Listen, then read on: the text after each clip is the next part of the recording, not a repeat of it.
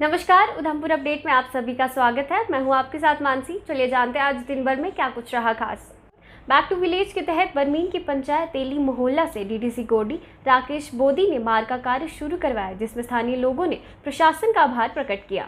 भारत माता की जय, भारत माता की जय, भारत माता की जय। तो मुमकिन है, ये सब बोलते हैं। और आप देख रहे हैं आज ज़मीनी सतह पर बैक टू ब्लेज में ये रोड हमारा 9,80,000 का सैंक्शन हुआ है। और ख़ास करके मैं लोअर बरमीन के लोगों को बहुत बहुत मुबारकबाद पेश करता हूँ कि बरमीन एक पिछड़ा हुआ इलाका है और यहाँ पर गली सड़कों की अगर बात करें तो नाम मात्र यहाँ पर गली सड़कें हैं, लेकिन लोगों को आने जाने में बहुत दिक्कत थी। और बैक टू ब्लेज में सरपंच जी ने हमारी कहते हैं बड़ी जोर शोर से अब मजबूती से इस बात को रखा। हमारी बीडीसी चेयरमैन ने इस बात को बड़ी मजबूती से अपनी बात को रखा। जहाँ पे जितने भी पीआरआई जो भी हैं, हमारे पंचिस सरपंचिस नायब सरपंच साहब, इन्होंने अपनी बात को बड़ी मजबूती से रखा और इनकी बात को आगे सुना भी गया। और उसी कड़ी में आज कहते हैं यहाँ पर बैक टू ब्लेज में आई हुई सड़क, उसकी इनॉग्रेशन की गई। और मैं बहुत बहुत मुबारकबाद देना चाहता हूँ यहाँ की जनता को और ख़ास करके यहाँ की सरपंच को, जो दिन रात अपने लोगों के लिए काम करती रहती हैं।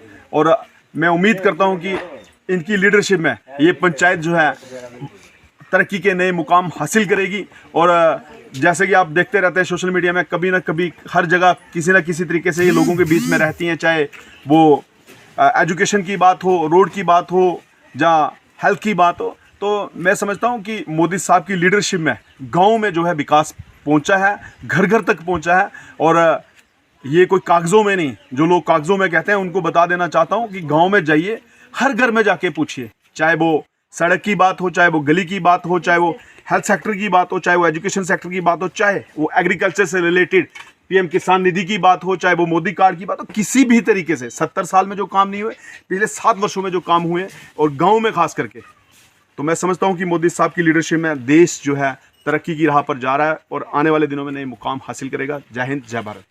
यूटी प्रशासन की तरफ से बहुत बड़ा फैसला ले लिया गया है। जम्मू कश्मीर यूटी के जितने भी हाई सेकेंडरी स्तर के स्कूल हैं उन्हें खोल दिया जाएगा। वहीं इसी को लेकर उधमपुर जिला में 10वीं व 12वीं कक्षा के जितने भी छात्र हैं उनकी कोरोना टेस्टिंग की गई, ताकि जल्द से जल्द स्कूलों को खोल दिया जाए और विद्यार्थियों की पीछे छूटी पढ़ाई को पूरा किया जाए। हमने 12th की भी बच्चों को थोड़े दिन पहले बुलाया था, last week, because UT government ने अलाउ कर दिया है कि 10th और 12th के बच्चों को हम उनकी प्रॉब्लम सॉल्व करने के लिए स्कूल में बुला सकते हैं।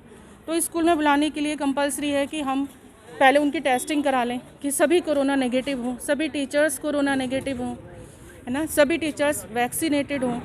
तो इसके लिए अगर हमने बच्चों को कह देना था कि रिपोर्ट लिया हो आप, तो रिपोर्ट बच्चों का ज़रूरी नहीं 100% आ जाती, लेकिन हम यहाँ 100% बुला रहे हैं क्लास मिस कराकर।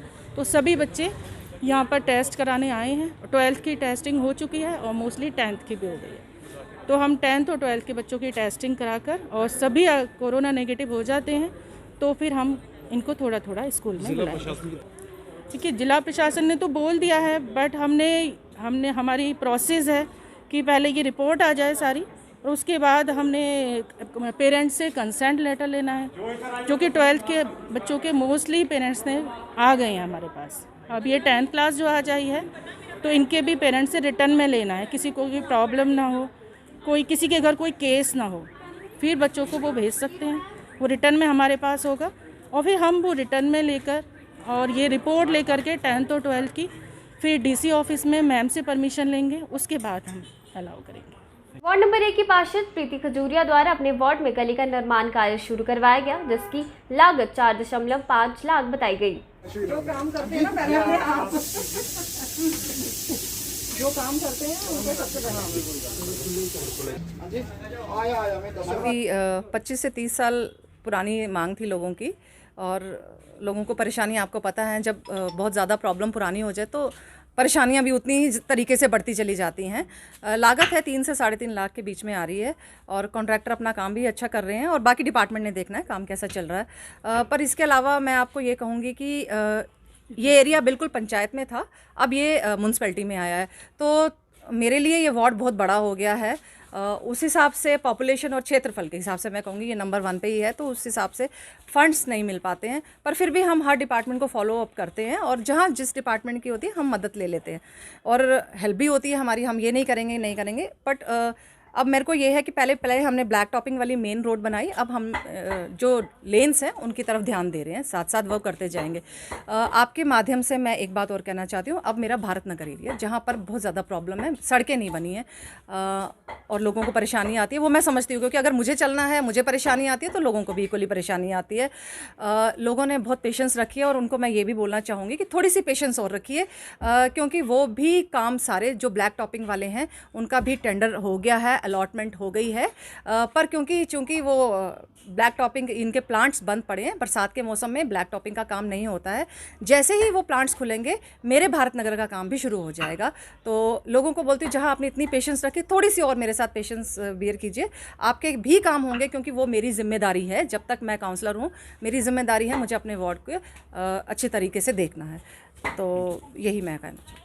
भाजपा एससी सेल के प्रभारी जयदेव राजपाल उधमपुर पहुंचे और कार्यालय में कार्यकर्ताओं के साथ बैठक की, जिसमें विभिन्न मुद्दों पर चर्चा की गई। सबके बीच में आईटी सेल और सोशल मीडिया के प्रदेश के प्रमुख हमारे जयदेव रिजवाल जी, और जो प्रदेश का एससी मोर्चा है उसके आप प्रदेश के एससी मोर्चा के प्रभारी बने हैं, इसलिए जिला उधमपुर में आज इनका स्वागत है और इनको बहुत बधाई और मुबारकबाद। उसी के नाते आज यहाँ पर उधमपुर आए और लगा के चंद मिनटों में अपने कार्यकर्ताओं को इकट्ठा किया, क्योंकि पता चला कि उधमपुर आ रहे हैं, तो इसलिए इनका के स्वागत किया जाए।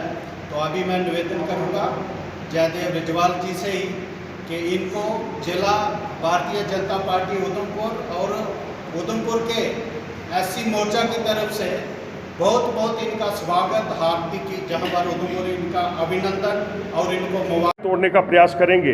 एक चीज़ और यहाँ पे बता देना चाहता हूँ कि आने वाले दिनों में आप देखेंगे कि बहुत बड़े पैमाने पे यहाँ पे एक कार्यक्रम किए जाएंगे और जितने बेनिफिट्स नरेंद्र भाई मोदी जी ने खासकर एससी समाज के लिए दिए हैं वो कोई भी एससी समाज का आदमी भूल नहीं सकता, और उसी के कारण ये सब लोग साथ में बढ़िया तरीके से चल रहे हैं और नीतियाँ बहुत अच्छी हैं, सिस्टम बहुत अच्छा है। और हमारी जो पार्टी है रविंद्र रैना जी की अध्यक्षता में माननीय अशोक कौल जी की जो ऑर्गेनाइजेशन को संभालने की जो उनकी स्किल है और उनके मार्गदर्शन से जिस तरह से हम लोग चल रहे हैं, इसमें कोई दो राय नहीं कि आने वाली इलेक्शंस में भारतीय जनता पार्टी का सीएम यहाँ से बनेगा और हम लोग क्लीन स्वीप करेंगे। यहाँ पे clean means totally clean sweep यहाँ पे करेंगे।